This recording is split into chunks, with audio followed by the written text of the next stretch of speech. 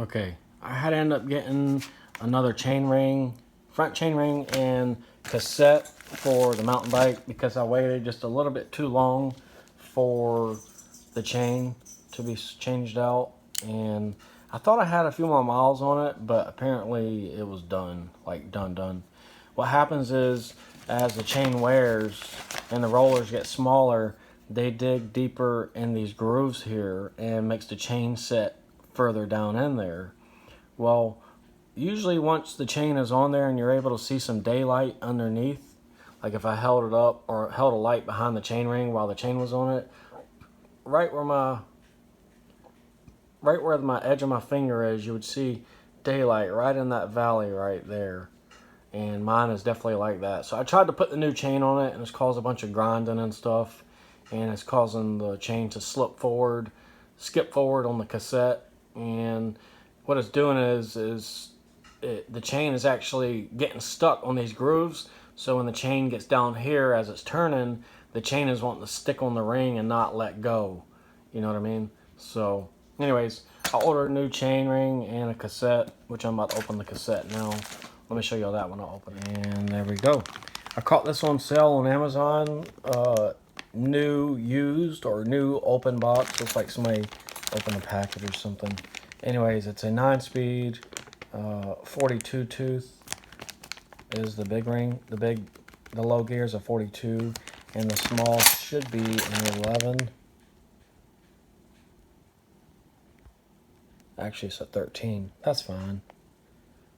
1, 2, 3, 4, 5, 6, 7, 8, 9, 10, 11, 12, 13. Well, I'm going to lose a little bit of high end. No, it says right there. 11 tooth. Oh, it's underneath. Duh. Anyways, yeah, so that's what's up. And I'll get this on. I went with the gold. I didn't really want to, but they had it on sale. It's going to get super greasy. It'll show all the grease, but I like the cassette I have on my bike now. It's all black like this, and you don't see the grease, but it is what it is. Try to do everything on a budget. Okay, somehow I ordered the wrong chain ring. It has these little nubs that stick up, and it's actually threaded, and I don't need any of that. If I do use it like that, it's going to space my chain ring out more, or in this case, this is the outside, so, and this will go to the inside of the crank arm and space it in more, and it'll be close to touching the frame right there as it goes back, the chainstay. So I'm going to attempt to grind these off. Okay, I'm getting ready to take the cassette off my rear wheel. And I just want to show y'all, for the people that are not too familiar, you have a lock ring that holds this thing on. It says lock. And this is the cassette lock ring tool. It literally just fits in there like that. It goes down. And then if you turn it to the left to loosen it, it's just going to spin. So you have to have what they call a chain whip. And you put the chain whip on, any tooth, preferably a bigger gear because you get more leverage. And let's see, that's not right.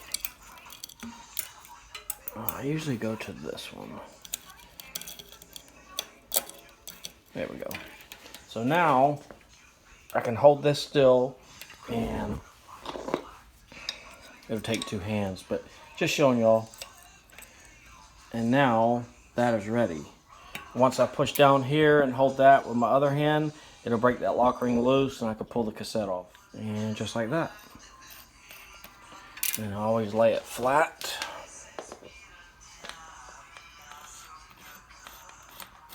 The lock ring will come off.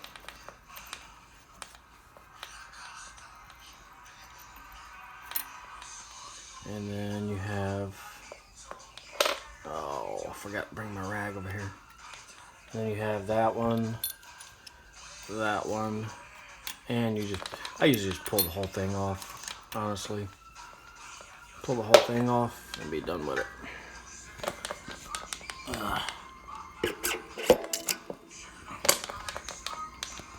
I can't do it with this. I'm gonna have to use 2 hands. Okay, there we go. And it is splined, so you know. Let's see. They're all. You can't really see it. Anyways, there's only one way it can go on, is what I'm getting at. And usually the top 5 or 6 gears stay together. They're riveted together, and then your 2 end gears go on individually with the lock ring. And as far as this is called your free hub. And let's see, that's part of the axle. And if I ever need to rebuild this, you just pull this up. You gotta be really careful, because some hubs, they'll fall apart with the springs and stuff in there, but mine actually stays together. See the little paws in there? They're spring loaded. And then inside there is just a bunch of little teeth, so that's what allows it to ratchet. I just repacked this thing not long ago. That grease is still pretty good. Yeah, it's still got some red tint to it, so it's good. But a lot of free hub bodies, you have to look up yeah, it's still red. You have to look up what the manufacturer recommends. Some of them use mineral oil as the lubricant, and it just depends on the manufacturer of the hub. But anyways, yeah, I just figured y'all'd like to see that. Now I'm putting a new cassette on the bling bling. Also, while I'm here, really quick, I want to show y'all something. So the way the technology is these days, and it has been for the past maybe 30 or 40 years, is each gear has a little machine spot in it. It's called the ramp. And what that does is, when the derailleur forces the chain over, it grinds against the next gear, and then it'll spin until it hits that ramp, and then it'll help that chain up onto that next gear. Back in the 50s and 60s, they didn't have ramps. They were just straight cut gears, and it was really just, you had to grind it in that gear. But they came out with what they call the ramps, just like right here, you know. Let's see, they're usually pretty much all aligned. There we go. Right there. See how it's got a shiny spot and a black spot? That's the ramp. So that's what helps the chain go to the next gear. It just picks it up and moves it over. It's pretty cool. It's like the chain, it'll grind on this flat surface, and then it'll fall in that little groove, and it'll pick it up right there and put it up on that gear. Pretty cool technology. Check out all that power I've been putting down. Each gear is digging into the free body splines just ever so slightly. All that power. Not. You don't realize how much of pressure this thing is under, how much power you actually put down until you see stuff like this. Also, I was just sitting here inspecting my hub and everything. The axle bearings is literally just a cartridge sealed bearing that's replaceable. You knock it out and replace it if you need to. But I was looking, my rotors are starting to get, I don't want to say it's grooves, but they're not exactly smooth like they should be. But you can see where the pad rubs, and I'm starting to get a small little groove. So probably, you know what, let me see how much pad life I got left on that rear.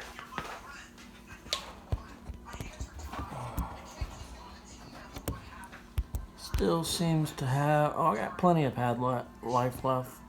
Okay, so probably by the time these pads are done, those rotors will be done also. And there's the new cassette. Bling bling.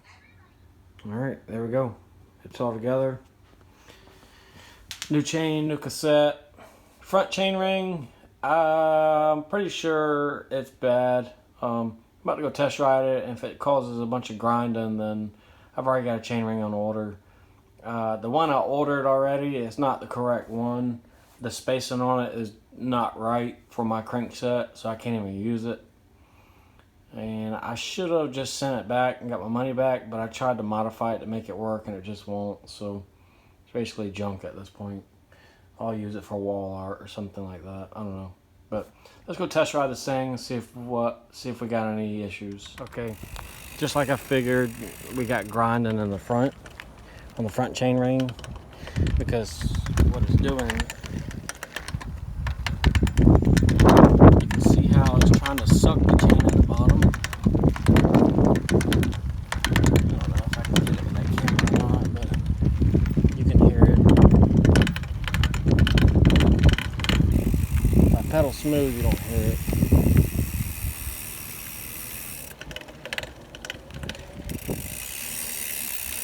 Let's see if I can catch it.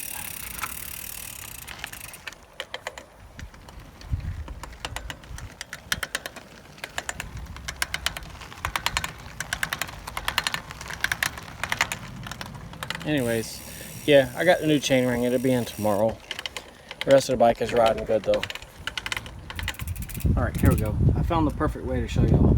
So I'm holding the rear brake and I'm pressing down on my right foot. Watch how the chain, see how it's trying to suck it and hold on to it? It's because those smaller rollers from that old chain had dug the groove deeper. And now since there's big rollers, the chain is going too far on it. See? Watch. See there? So, yeah. Oh well. New chain ring will be in tomorrow. Alright. Appreciate y'all watching. I got the bike pretty much sorted out as far as the chain ring goes. I installed the front chain ring. It's pretty smooth. And now I just got to keep track of the miles to make sure that it doesn't happen again. Normally you can get tons and tons of miles out of a chain ring and a cassette, as long as you change that chain before those rollers get too small and mess it up.